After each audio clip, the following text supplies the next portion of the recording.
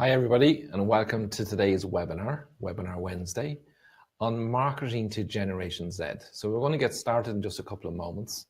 So until then, in the chat button that you'll see there on the right hand side, just share where you're from, where you're joining us from today. When we get started, we just let everybody come in there now. So people will be coming in one by one. I'm sorry for in the landing page, if you saw the Art of Pricing webinar was starting, you're in the right place. It is marketing to Generation Z. So just introduce yourself there in the chat and we get started in just in a couple of moments now with this topic. Somebody from Cardiff, welcome Cardiff. Come on guys, don't be shy. So people from Ireland, last week's webinar, we people from all over the world literally. Hello Glasgow, you're welcome. It's good to see our Scottish Celtic cousins represented. And we've Halifax, and we've South Africa. Welcome, the furthest person so far, and you're all coming in there. Excellent. New York, you're welcome, New York. So let's get started with today's webinar.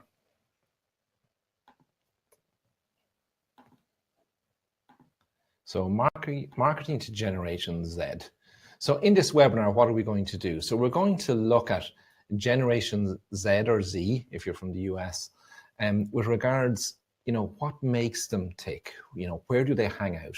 How do they use social media? How is that differently? How can we as photographers understand what their desires and needs are? And then how can you tailor your offering to them? How can you use how they use social media to drive referrals for your photography business? And this can be either in the US, senior photography is very, very popular. And I'd like to just thank Gary Box. For those of you who don't know Gary Box is one of the leading teachers in photography in the US. And the photography that I have on display behind me here on the reveal wall is photography by Gary Box. And in the front of the boxes here, you'll see some other of his senior photography. So if you don't know Gary yet, please join his Facebook group at some stage. It's called Inside the Box, because there's a lot of good learning and teaching that goes on there with regards how to photograph seniors and teenagers.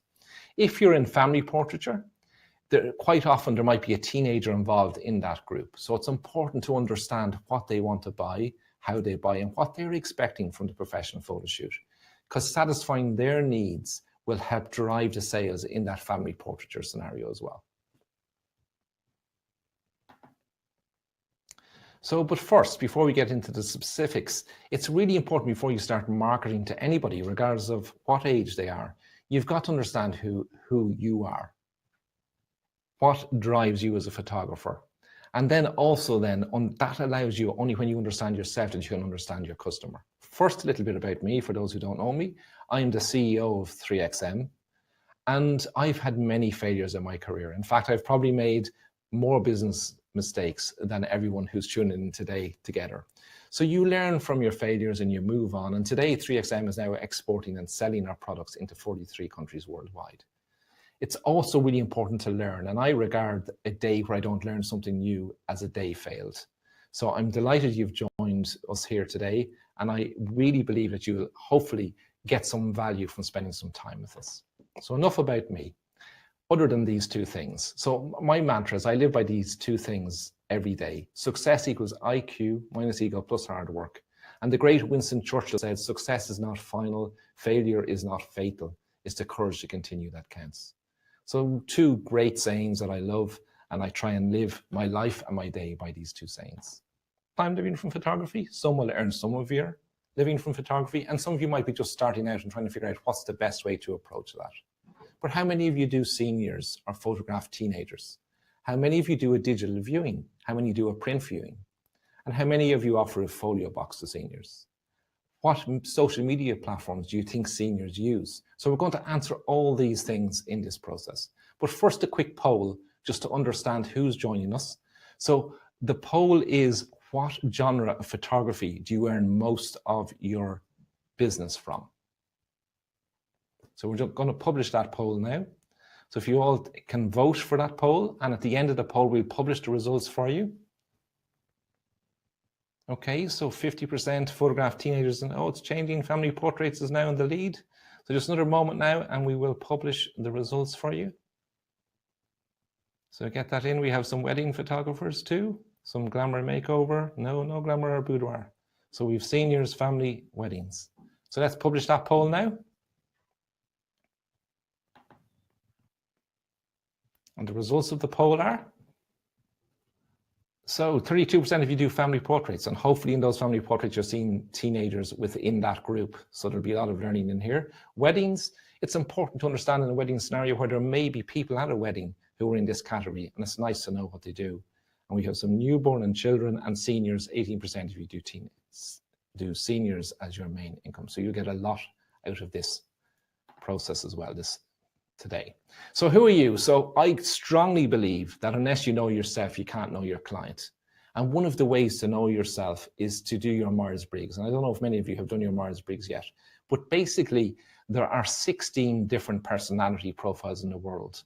And this website, shows the power of referrals. I get nothing for directing you to this website, but I thoroughly believe that it's a really good thing to do, and therefore I refer people to this.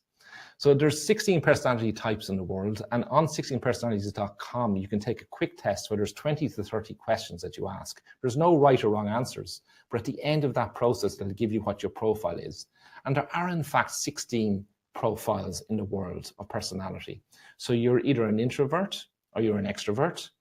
You're either a sensing or you're intuitive. You're either a thinker or a feeler, and then you're really ultra organized or you're very unorganized. And all those scales go from a 0 to 100 in each direction. And by doing that and understanding your profile, and when you read it, you'll be going, how did they know that was me from those simple questions? But by understanding yourself, because we all do things based on natural biases for who we are. So simply understanding that there's other different 15 personality types that we're trying to sell to and market to is a great help in designing your sales and marketing around those different personality types. It would be wrong of me not to share who I am, seeing as I'm suggesting that you do this. So I'm in the analyst category and I'm a logician. So I'm an INTP. So any questions on what we've done to date? Put them in the chat there and we'll stop at regular interviews and we'll ask them. Hello, Washington, you're welcome. And Charlotte, any questions? Guys, have we any questions? No? Okay, so we're good to go. So we'll continue on. So we value, and every teacher in the world teaches you about value. And we've identified these 5 building blocks of value. So unless you value yourself, no one's going to value you. So it's really important that you value yourself, and then you must value the work that you create for your clients. And you must also value what your clients want to buy and what they're expecting from you in your sessions. You've got to value the experience that you give to your clients. So you have to value the experience you give so you can price it properly and give value to them. And then, of course, you need to value the products you offer. If you don't believe in products you offer for sale, they won't sell either, because people will see through that. People are intuitive and they'll see through those things. So who is your client? And this is a really important consideration, because not everyone is your client. And it's important to understand and try and identify who your client is. Your ultimate objective is to try and identify who that sweet spot client is that you win the most business for, and who that ideal client. And only when you establish that can you start to get your marketing right. Whether that's from Gen Z or Generation Z or any other generation, until you understand what they are. But this takes time, so you've got to be patient. So you build it over time. And today we're going to share with you some of the tools that you can use to do that and achieve that. And once you're well established and you fill your order book with your ideal client who spends the most with you, you'll find that you'll start to turn away some work. But you don't do that from the beginning. You don't go and fire clients from today. You've got to make sure your order book is full first with your ideal clients before you start refusing business. But in time, you'll have fewer clients, but better clients who spend more with you. So let's just discuss some of the tools that you can use then to try and build a profile of who your ideal client is and identify who they are, what they are. And in that way, then you can tailor your marketing to them. So one of the tools you can use is a tool called client personas. And the principle is that you build a persona of clients. And you will have a different persona of client for each genre of photography you do. And with each genre, you might have multiple personas as well. And one of the ways you do that is you gather information as you go, and it's important to give them a name. Why? As humans, we understand names better. And by giving it a name, it just helps that whole communication, that whole thought process you will go through by identifying them with a person. You identify them with a job title. So what do they do? What do they work at? About their role. You then gather information like their age, their gender, their salary, their location, their education, their family. And all these information starts to produce a profile. And in time, then you start to understand the goals and challenges that that person does, what their values are, what their fears are. And then that helps you then in time to tailor your marketing and your advertising and your sales pitch to that person.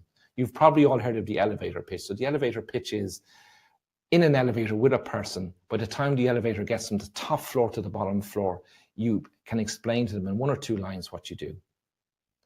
So once you start to do that, then your whole thought process will start working in, well, how do I find more of these clients? I've identified that this persona is my ideal client. And you naturally go through a process of identifying who they are and where to find them. The other way then is by spender type. So this is really interesting research that has been done. And they've identified that there's 3 types of spenders. There's just spendthrifts, there's the tightwads, and there's the unconflicted spender. And we're going to go through them one by one, just to understand some of the characteristics of them and what drives them. So spendthrifts. So these are 15% of the population. So every 100 people out there, 15% are spendthrifts. And they spend more than the average. So they'll spend much more money than the average buyer. They love to treat themselves, and they're highly emotional driven. So these are the people who probably cry when you play that slideshow at the viewing stage. They buy luxury brands if it helps improve their status. So they're all about their status and buying products that they reflect to, that they feel will improve their status. Credit is important to them. Why is credit important to them? Because they spend a lot. They like to spread payments over time. And they'll sacrifice money in the long run for satisfaction today. Free stuff's not important to them. It's not a driver for them. It's more about that instant gratification. They're also likely to buy add-ons. So in your price list, and if for those of you who've been on our Art of Pricing webinar, you see that we have a la carte items. So this profile of buyer is more likely to start buying off that a la carte and adding to the collections that they buy.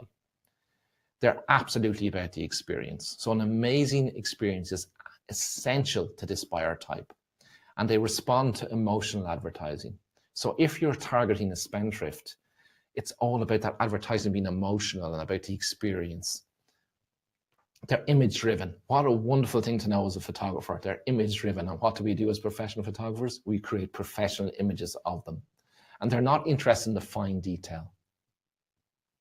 So how does that compare then to the complete opposite of tightwads? So they're 24% of the population. They have the lowest pain barrier for spending. So everyone has a barrier to spending.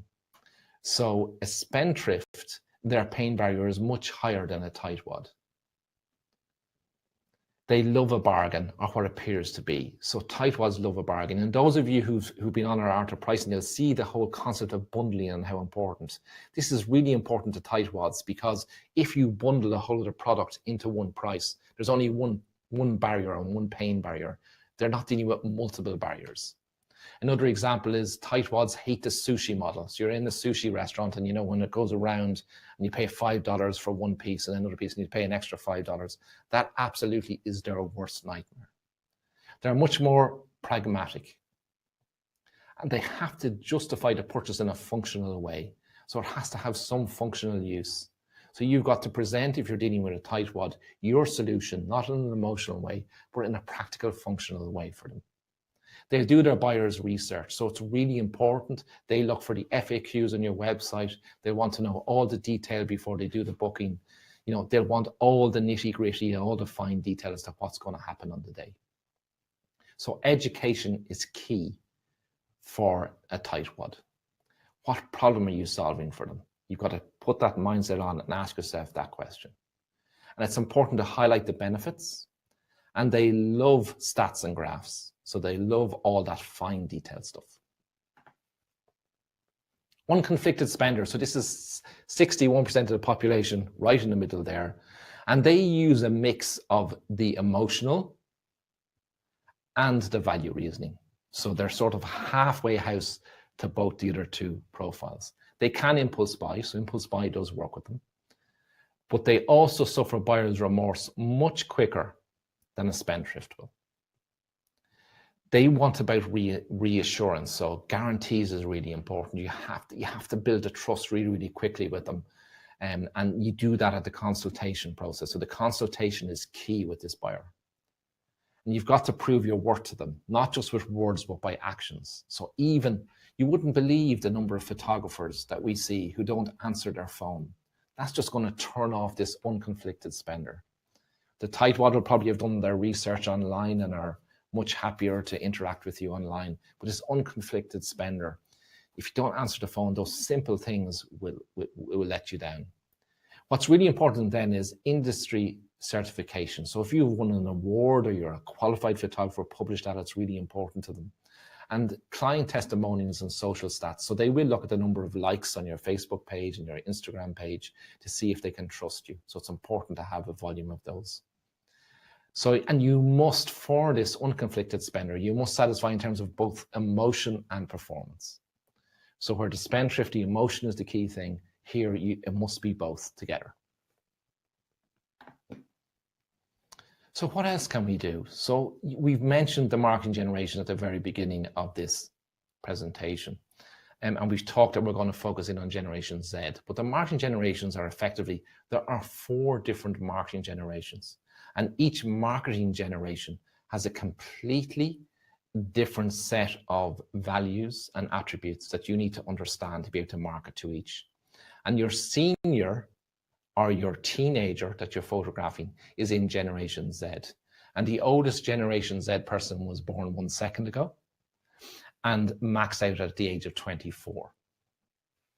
Before we get into Generation Z, that senior, I'm normally talking about Generation Y. So why is that? So we have some wedding photographers on, we have some newborn photographers on, and we have some children photographers on, photographers who photograph children.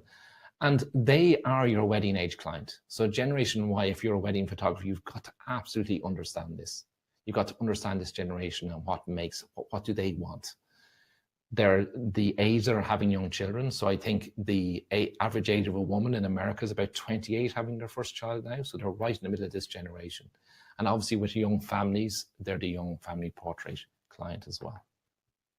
So before we get on to Generation Z, let's just discuss some of the attributes around Generation Y and the things they're looking for. And why are we doing this? Well, Generation Z are evolving from Generation Y, so they're influenced by Generation Y. So it's important to understand those influences.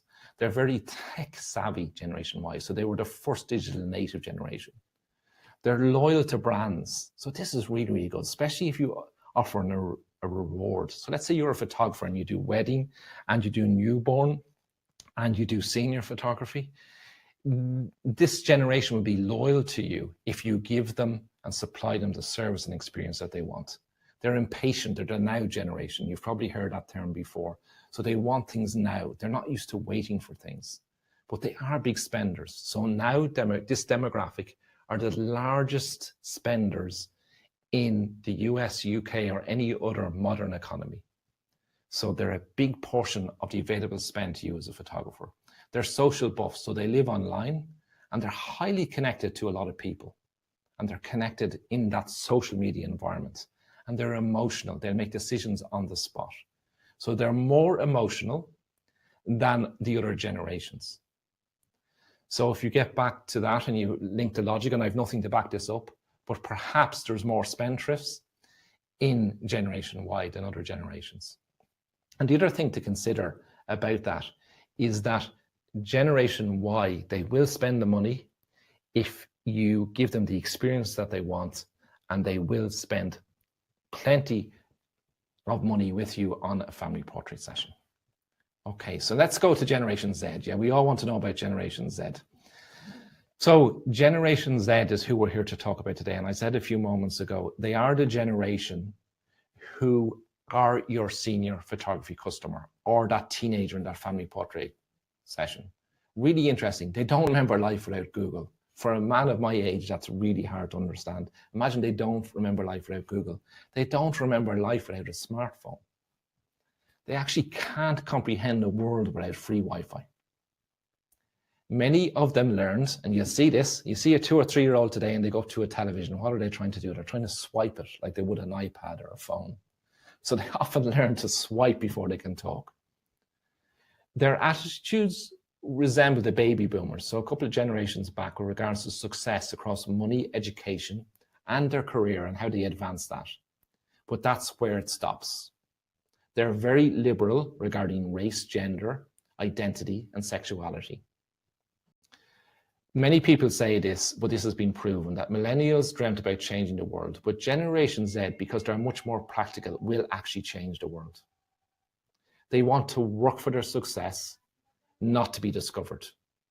They believe equality is non-negotiable, and this is really, really important, and a lot of big brands have made a mistake here. So there was a campaign run by Starbucks a couple of years ago where they had the Race Together campaign. And this generation and Generation Y took that campaign apart because they actually went and researched that the board of Starbucks were white men of my age. There was no women, there was no other nationalities represented. And that in itself went against the value. So with this generation, it's really important that wherever you try and reflect in your brand, that you follow through across everything with it. Equality is non-negotiable with them. It's non-negotiable. They want brands to be real so they can be unique. So this is a really important concept to get. And it actually nearly is counterintuitive in that while they want the brands to be real, they want to be unique. So an example of the brands being real is, and you've seen it with the Bounty ads, where they now have normal sized women represented in the ads of the brand. And that's all part around that process of not size 6 models everywhere. And they have their own systems and rules and etiquette for using social media. And this is where they're completely different in Generation Y. And we're going to get into that now as to how they use social media differently, because you as a photographer have to understand that to be able to pitch to this generation. So this is just a summary of Generation Z. And you can see here that the oldest, so the 24-year-old today who is on that switch over from Generation Y to Z, they were 2 when Google was invented. They were 8 when the iPhone came out. They were 11 when Starbucks introduced free Wi-Fi. So they're absolutely the digital native generation. So any questions? Have we any questions, guys? We have loads of questions, have we? I'm going to have to put on my glasses, guys, to see some of these questions. When setting senior portraits, are you considering the senior your client or the parent? Both are your client. And sometimes you'll have the senior coming in and buying on their own, or you will have the parents, and they'll be from different marketing generations. So just like in a family portraiture scenario, it's about understanding those differences and making sure that your packages and your collections you offer satisfy all those needs. Will you make presentation slides available as PDF? In 3XM Insiders, we publish within 48 hours a link to a replay of all of our webinars, so you can get the content in there. And we do produce ebooks on various topics. So how to increase your sales is one, and the art of pricing is another. Hi from Dallas, so much running for supporting Texas School. It was an honor being at Texas School. You're great people. If you haven't been to Texas School, you got to put it on your bucket list. It's really, really a training program that's completely different. What is the website you've just mentioned? I think you're probably talking about 16personalities.com. So that's 16personalities.com. Hello from Wyoming. Hello, Wyoming. Reconnect. Is that it? So that's all of our questions. Okay, I think we'll run under poll. So the poll we're going to run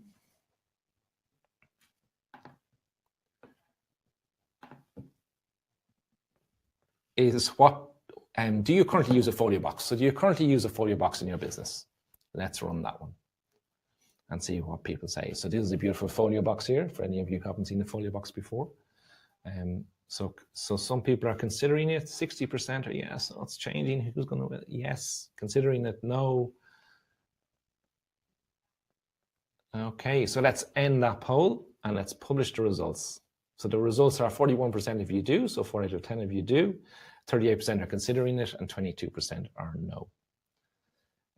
So let's just go back to the presentation now. So just give me a moment. So Generation Z, So where can we find them? And all of you who know Generation Z people, and you may have family members who are Generation Z or nieces, or you just know people, just looking in the street, you'll see them. This is where they are. They're on the mobile. But they use the mobile and social media differently than we do. Where will you not find them? So you won't find them in traditional media. So they don't look at TV, they look at YouTube. They don't read newspapers, they use social media. They don't listen to radio, they listen to Spotify, music on Spotify. So you won't find them there. So there's been a lot of worry about companies who specialize in this traditional media area, and people have been predicting that, you know, it's a real challenge with Generation Y. Well, it's widely accepted that Generation Z are digging the grave for mass media. So if you're targeting this genre, that's not where you want to run any of your advertising. So how do Generation Z use social media? So one big difference between Generation Y and Generation Z is Generation Y tend to broadcast everything, while Generation Z have specific stories to specific people on specific channels. And they use the different channels for who those different people are. I'm going to get into that in a lot more detail now in a moment. Their social self, so their social personality, is their personal identity. And their social identity is carefully curated composition that represents them. 75% has been proven in research that 75% of teens are happy to have multiple online personas. And they use the different channels for those personas. And we get into that in a couple of moments. So it's no wonder they don't watch television. They check their social media accounts on their mobile up to 100 times a day. Wow, 100 times a day. Psychologists have claimed and have proven that they're addicted to the peer connection and affirmation they get via social media. And when we get into the social media channels and how to use them, we'll explore that a little bit as to how they do that. They struggle with FOMO and FOLO. So FOMO is fear of missing out, and FOLO is fear of losing out. And we get to see how they use Instagram. You'll see how that FOLO is playing through. They're deeply concerned with how their digital lives and their identities impact their relationships with others in real life. So for them, this is all connected into their life. So what social media platforms do you think Generation Z use? And do you think they use Facebook? Well, the answer is yes. A lot of people think that they don't use Facebook, but Generation Z do use Facebook, but they use it differently than any of the other marketing generations. In fact, they have their own set of systems and rules for each of the social media platforms. Let's just explore some of them now for a moment. So the three big players are in fact Snapchat, Facebook and Instagram. So people are quite surprised sometimes when they see this slide and to see that on the last research that more than 75% of Generation Z use Facebook. This, if you can just drop my picture there for a second, guys, I want to share this with you. Mike Campau, he is a brilliant digital artist. And when I came across Mike, I said, his work is wonderful and it reflects how people use social media. And you'll find him on Instagram, on instagram.com/Mike Campau. So you'll see it down there in the bottom right-hand corner. At some stage, I encourage you to follow him. But in this digital art, you can see what he says about Facebook. So the place to go, and everyone think your life is great. And he has a little example here of, oh, how wonderful my husband is on their birthday. Reality, we're getting a divorce. But how do Generation Z use Facebook? So 76% of Generation Z use Facebook on a regular basis, but they use it completely different in you and I. They use it as an information hub rather than an engagement platform. So what does that mean? It means that they will scroll their Facebook news feed to gather information, but they won't like or share stuff there. And the reason why they won't like or share stuff there is that you and I are there. So their parents and grandparents are there, but they do use it to gather information. So how can you use that in a marketing context as a photographer? So how you can use it as a marketing context is you can run an advert on Facebook, probably a video, that's a behind the scenes of a family shoot with a teenager in it, or them in their senior portrait session. And they will see that, but they won't like or share it. But then you can retarget them on Instagram. Facebook own Instagram as well as Facebook. So you can run a video advert targeting this audience on Facebook, and then retarget them with the ad with the call to action on Instagram. So Snapchat. So Snapchat is the leading platform, I mean, for this generation. And as Mike expresses it here, open for 10 seconds, 24 hours or forever. I probably shouldn't have posted that, but it's going to disappear anyway. So we're okay, right? So this is their leading platform. And they use Snapchat for their real life moments.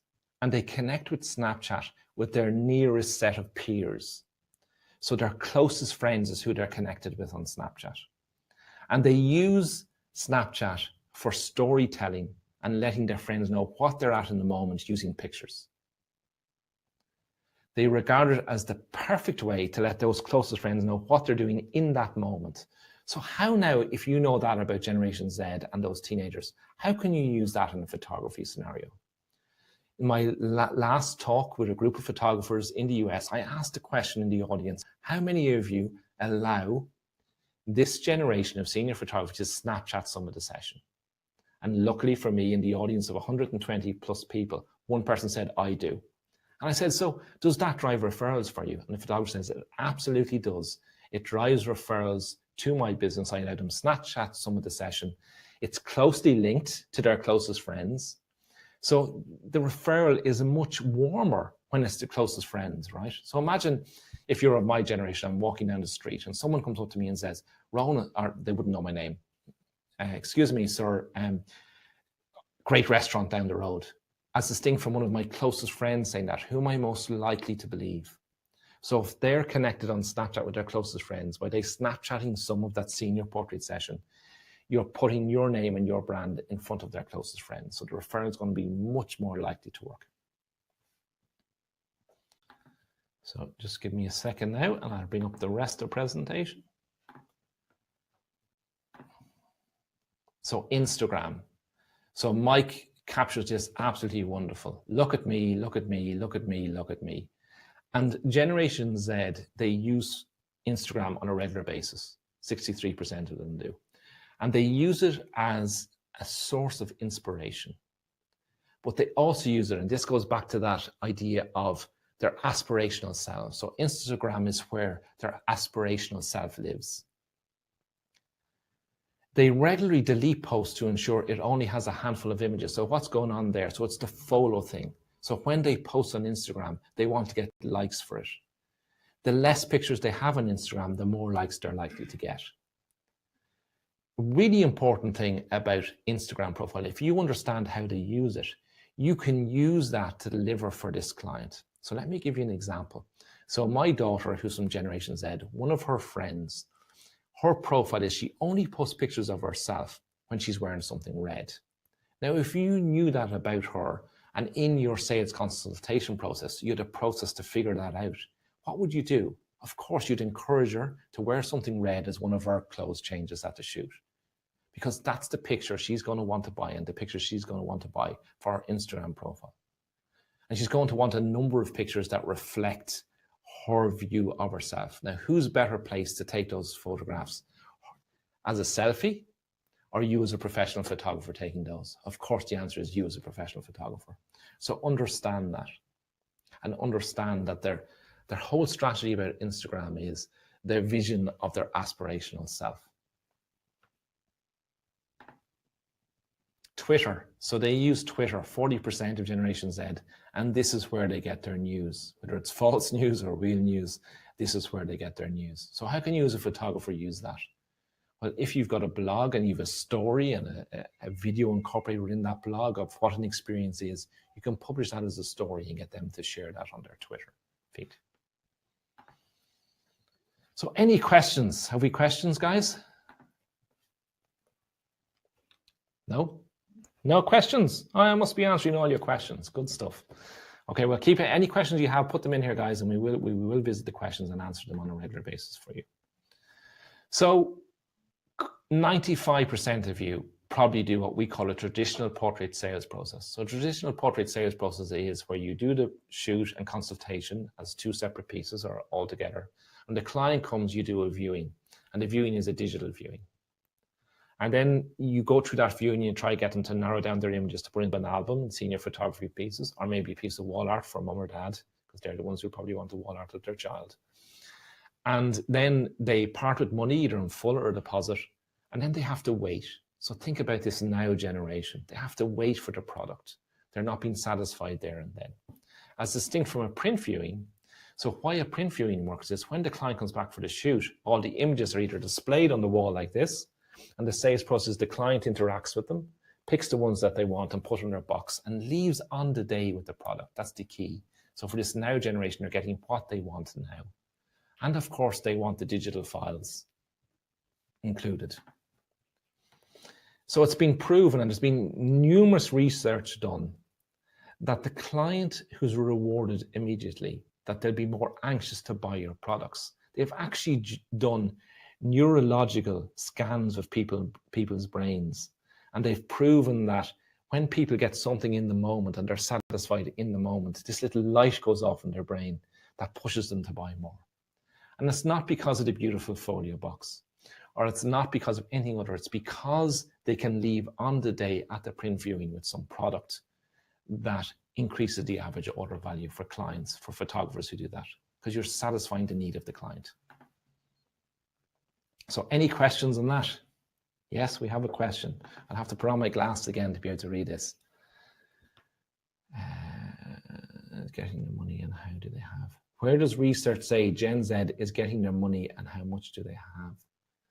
I'm not sure where that question is coming from. There will be a rerun later. Do you give them the red photo as a digital file for Instagram? No, you don't give them anything, Francis. We want to charge them for it within the package. So most photographers do a print viewing. Everything that's bought in print is supplied digitally. So they're going to want to buy that image in print that has them in the example of my daughter's friend wearing something red, and they get the digital file to put on their Instagram profile. About the girl only wearing red, how would you find that out? So you would find that out in the consultation process. So you would ask them in the consultation, what is your Instagram profile? What is your genre? Not your genre, but what is how do you reflect yourself? Can you share with me your Instagram profile? Can I have a look and see? That's how you would do it. So it's all part of the consultation. Is there any more questions there?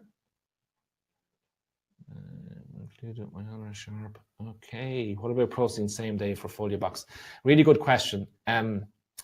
If you are a photographer and you've got multiple staff and you can connect your camera remotely with a processing computer in a different room or in the same room, and that process has gone on at the same time, that might be possible. Or if your client is willing to stay on and you've got your processing down to an absolute art and you can do it really quickly, that is possible. But the majority of photographers that we interact with who are doing a print viewing, the print viewing happens on a different day. Some people argue, and I have no proof around this, but some people argue that the fact that there's some delay between the photography shoot and the print viewing sales process, that it might give the impression to the client that there's so much work gone into it, that slight delay between those two processes delivers more value. But I don't know the answer to it for definite, but that's just some feedback we've had from different photographers and different marketing people as to what might be going on there. But I'm not going to tell you something until it's fully tested. I'm not going to say yes or no. So why should you consider selling a folio box of Generation Z? Well, it satisfies that instant gratification. In fact, it's the only product really where you can combine with a print viewing and satisfy the client for that instant gratification. They also love them because of the choice of images. So you all know this generation, they take multiple selfies. They're not used to having just one or two images on the wall. They want multiple images. And in the folio box, you can offer them up to 30 matted prints that they're going to get a digital file for. So they've got variety. So they can share those images on their Snapchat and their Instagram profiles and have some variety in there. You're selling them a legacy product. So it's a product that's going to last and last time. And you're also then, it's ideal for them to show and share, and only share with people who they want to share it with. So if there's something on the wall, they might be actually embarrassed that everybody has access to that. While with the folio box, they can share it like an album, they can share it with whoever they want. It's a luxury product. So if you've seen our folio boxes, and I see someone commenting there, they've just got their sample box, and what a wonderful box it is. We've designed our product so it meets all the senses, and it is a luxury product. And you can still go on and sell for the wall. So I was asked a question a moment ago about mum and who's the buyer. So mum or dad or dad are the people who probably want the piece of wall art on the wall, right? So you can still go on after you satisfy the needs of the Generation Z and the teenager to go on and sell something for mum and dad on the wall. And no pun intended, but it ticks all the boxes for both you as the photographer who's trying to increase their average order value and for your client. How do you sell it? So you can sell it in a couple of different ways, and we talked a little bit earlier about that. So you can use a reveal wall sales process. You can use the secret reveal where you present the box to the client when they come in, or you can combine both together in the McIntyre flip.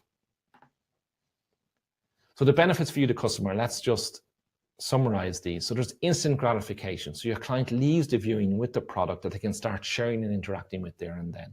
So the now generation gets what they want now, instant gratification at that viewing process. They have more choice, so they don't have just one or two images. They have a multiple of images, and multiple of quality images is important.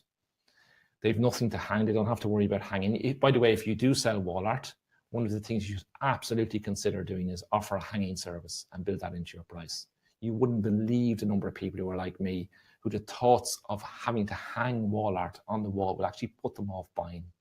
But if you deal with that objection up front and offer them that service, they will actually, you will sell more wall art as a result of just doing that. It's a little piece of history, so it's something that they can pass on to future generations.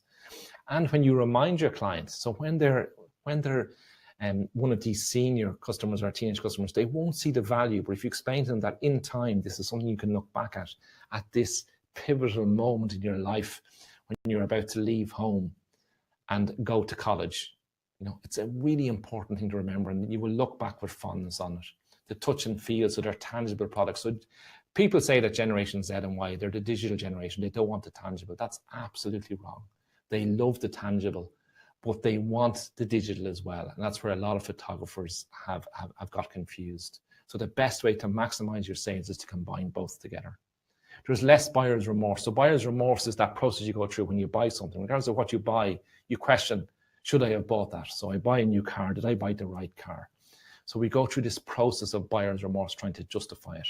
If I part with money in a digital viewing and I still have no product, how much buyer's remorse am I going to have against leaving with a product on the day? And you satisfy the share. So by having the digital file, both on the digital file supplied on the USB, or with all our folio boxes, you get an online gallery as well, so that they can physically share those images online, and that's great referral marketing for you. For you, the photographer, so it'll increase your average sale.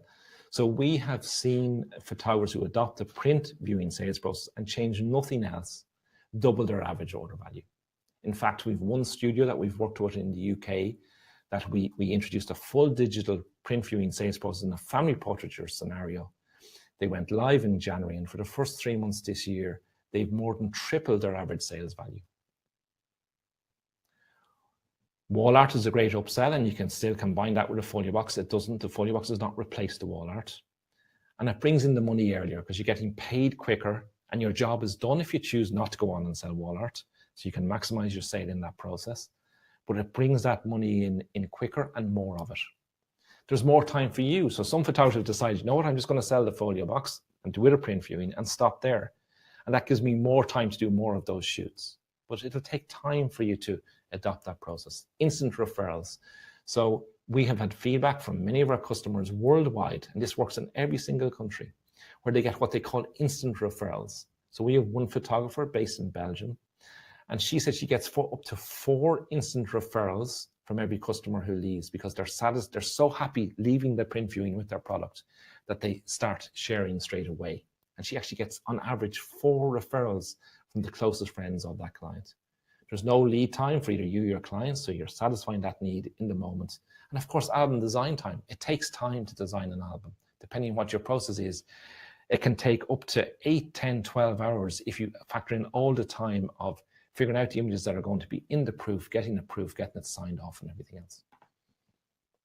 So what about digitals? So Generation Z want digitals. We know that they don't remember life without digital. And they're the first truly native digital generation. They don't remember the world without digital. But digitals are a given in their mind. So they don't, at the same time, perceive value in them. They take it as a given. So the best way to satisfy that need and maximize the sale is to combine it with print. And I encourage you to try and avoid the I don't do digitals mentality. I meet a lot of photographers who are stuck in that rut of thinking that they want the digitals to run down to Walmart or Tesco and print something big. That's not the driver. It's because they live on social media that they want to have the images to share. If they insist on a digital only package, and if you've seen our Art of Pricing webinar, you'll see a strategy there to deal with that. So yes, you do say to them in that initial inquiry, we do offer digital packages, but you've priced your digital packages at a price where the printed collection, entry-level collection, is a no-brainer to buy. What about galleries? So Generation Z live online. And just imagine the scenario. Let me just, I don't know whether you can see it here now, but let me just open up an example gallery, but let's put it into a situation. So imagine your senior client or your teenager is out having a coffee with friends, and they're on their mobile phones, as they always are, and they've got a little app on their phone that they can enter the gallery and share those images, show the images to their client, and it's all referenced back to you as the photographer. So this is about the generation. They want instant access to the images, both tangible and digital, wherever they are, to share with their friends at any time. So we bundle a free gallery with every premium folio box you get. And it's designed to drive referrals for you. And something we do that no one else does, no other gallery provider does, is you can actually embed the slideshow video as well. And we know they're the video generation. They watch YouTube, not television. So giving them that and giving them access to that will absolutely drive referrals for you as a photographer. You'll be known as a photographer who absolutely delivers for this generation in your area. Okay. So just give me 2 seconds. Can we run a poll there, the next poll, while I get up my next set of slides?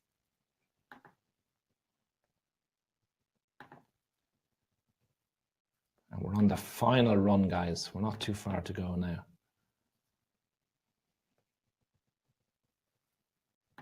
So let's just have a quick look at that poll. So the poll is, do you know your current average order value? So your current average order value is you take your total revenue and your total sales and divide it by the number of shoots. Now we teach average order value, and most good teachers do, in that you take the total number of shoots, because quite often we spend a lot of resource up front without the guarantee of a sale afterwards. So your average order value, if you know it, put it in there and we'll share the results with you now. Let's end that poll and you can see what the results are. For those of you who don't know, have a look at our Art of Pricing, because we explain what it is and how to go about calculating. But it's a really important indicator to measure before you make any change in your business, that you understand where the starting point is, so that when things start working for you, you know that you're on the right track. So thank you for that. So USB, so this is a question that we're often asked, and for most generations, the USB is really, really relevant, because a lot of generations will take the USB and plug and play in a TV. That's not as relevant for Generation Z, because Generation Z generally don't use a TV. So, but for mum, it's important. So mum will take the USB and will plug and play in her TV at home. So we would encourage that you still do use a USB, but you don't have to with this generation. Every other generation, you absolutely have to. So any questions? Have we any more questions there? We do. We've loads of questions now, I believe. These are all warming up. That's great. And where can I find the Art of Webinar? You've mentioned many times. So if you join our 3XM Insiders group on Facebook, you'll see a link there to that webinar. How long is access to online gallery and can they share? So the short answer is we encourage you do allow them to share, but if you don't want them to share, you can turn that off on our gallery solution. And it's live for a year. How long is access to the online gallery? So which is the folio most popular among seniors? Good question. So it depends on the senior, and it depends on the location and the country and everything else. And there's a whole lot of different reasons. So we do a whole range of folio boxes, but size-wise, we recommend the 10 by 8 folio box, And the 10 by 8 folio box takes our ultimate mats, or our mats that take a 7 by 5 photograph. So the most popular is the most popular size. It also fits at a price point that when you price up the prints and everything included in the folio box, that it's around the price of a regular album that you might offer within your packages, but much easier to fulfill for you as the photographer and much less time. So more profit, less time. Is there an estimate on the ratio per average purchase on prints you would get for a reveal, or do they always purchase the majority of prints that are shown? So our customers fall into one of two categories. So some photographers will have packages at 10, 15, or 20. And if you see our art of pricing, you'll see some strategy in there as to how to price those packages at a price where you guarantee your average is going to increase. And the price is different for every single location. But that's how some, and then some photographers who show more, who want to say offer up to 30, we do have boxes that take up to 30 matted prints. So they'll use our standard box size for up to 20 matted prints and then add the 30 on for more. We actually have some photographers who actually in the process have a 30 capacity box. So as they fill them, as the client chooses them, when the box doesn't look quite full, it encourages the customer to spend a bit more and buy a bit more. So it's just a little bit of psychology going on there. But all these things can be tried and done. Is there an estimate on cost ratio per average purchase on prints you would get for a reveal? So on all the testing we've done, photographers are getting up to a double average order value. So I think this question is coming where someone is asking about the prints. So what about the print costs and the prints that don't sell? When you're doubling your average order value, or in fact doubling your margin, the prints price is irrelevant. It actually is such a small component to total price, it's actually irrelevant.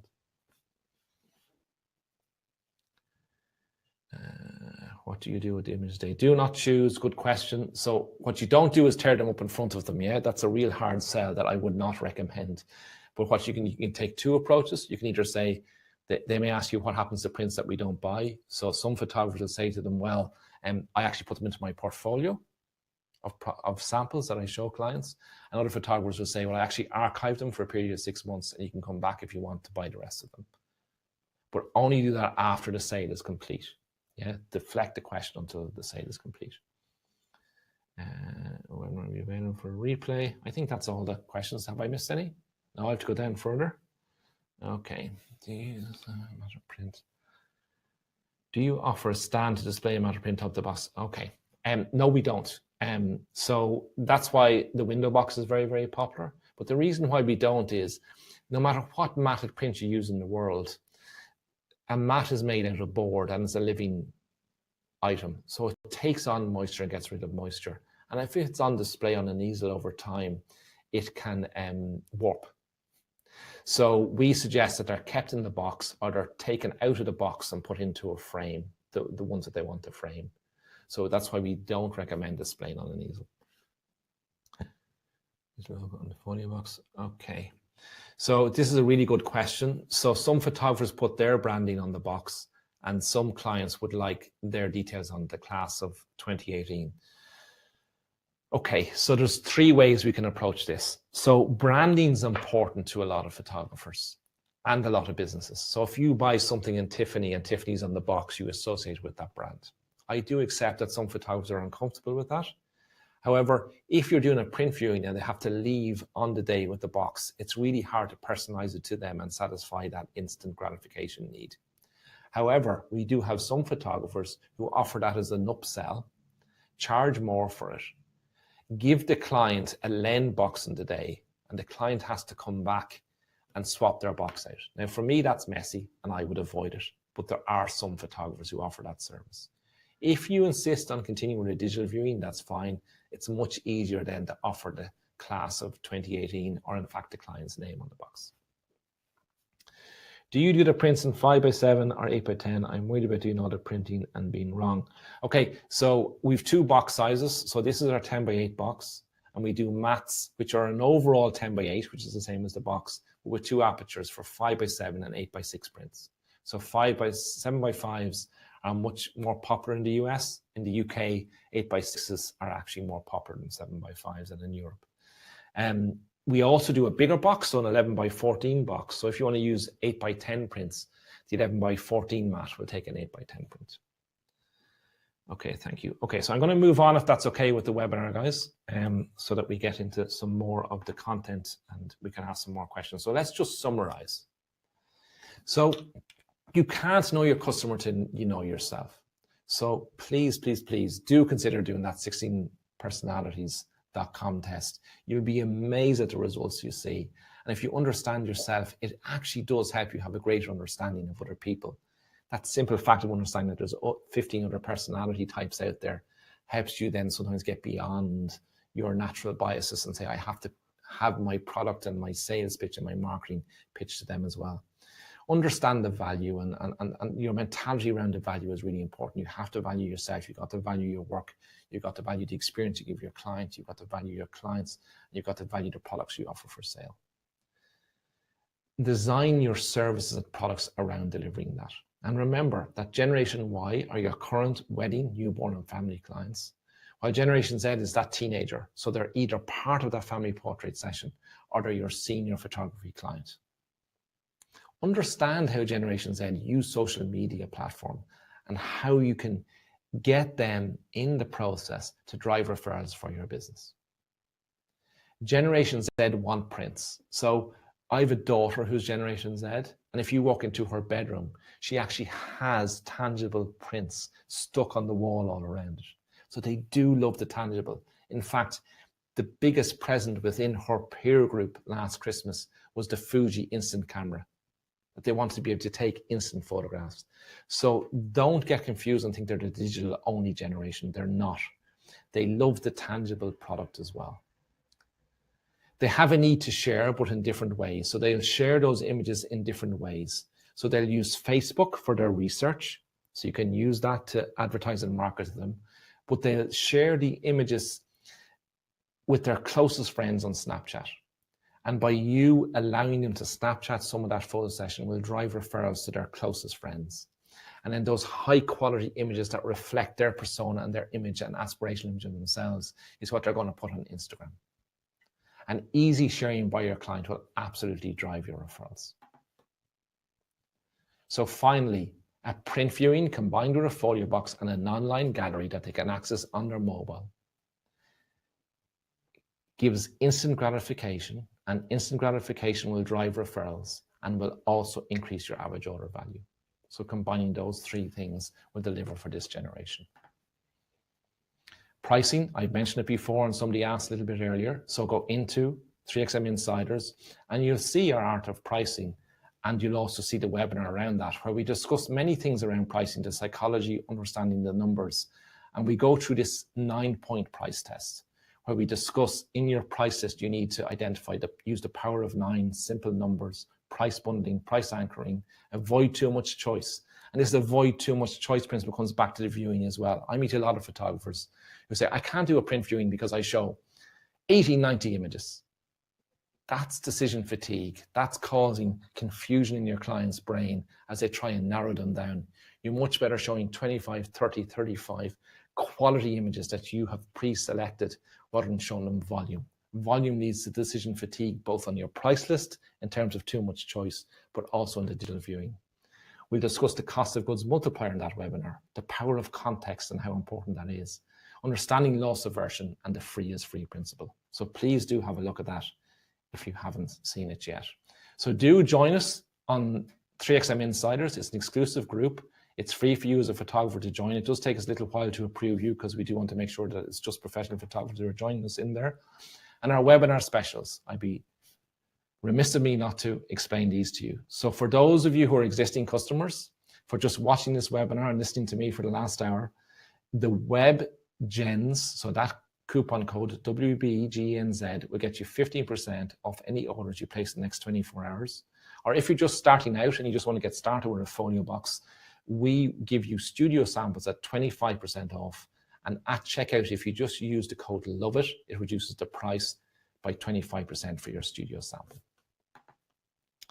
I really thank you for your time today. We really enjoy putting on these content and this training content. The only way we can do that is if you support us in our business. And I thank you who are existing customers, and those who are not yet customers, we look forward to welcoming you to the family. And before I go, I'll just have one final check to see if there's any more questions.